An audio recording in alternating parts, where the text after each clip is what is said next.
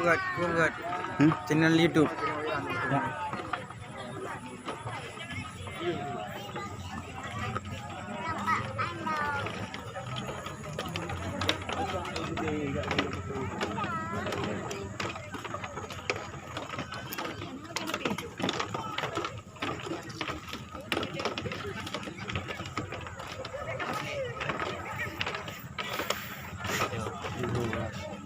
Ini yang paling utuh. Halo guys. Ya rekam ini ibu. Tiga wartawan je le. Ya rekam boy. Ya guys ya. Kita di sini kan. Lihat contoh ini pasangan baju couple kan. Kita ni enggak ada baju. Kan? Coba lihat. Ini kan. Coba lihat baju ni. Kau pakai lain le, pakai lain. Ajak Nordin. Buka.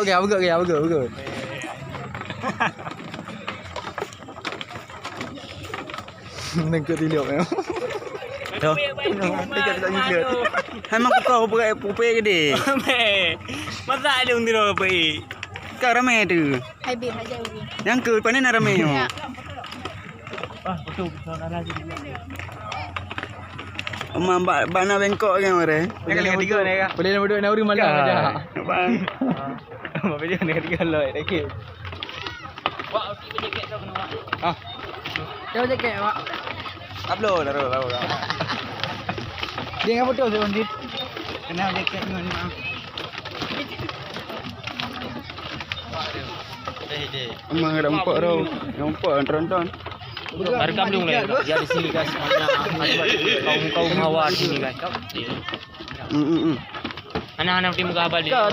Kan dah lewat mana buat tak dah lewat. Oh rupa ni artis TikTok ni no. Kiju. Tiga hayu. Boleh ada tepi ni oh abang. Lewat.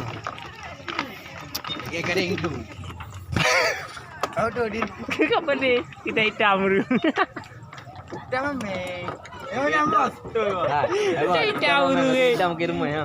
Ha? Ada jak dari kampung. Dah putih, terus dia hitam. Angoi. Iya. Budak ke putih baju? Ha? Nampak dah ke? Pui pegah ni lewat ayo, pegah mangada jangan cewek. Dengan mana geng-geng ro tapi kero. Ayo nak gelas li. Oi dah. Hai, nak foto. Anak gelas li ya ni. Hoi awak pergi dulu boleh hoi. Boleh rumah ni. Yo, ayo lewat ijak ubuk pinan lo. Oh, kawan olah. Oh, lain. Pernah ngah ni ngah. Mana apa? Tiga.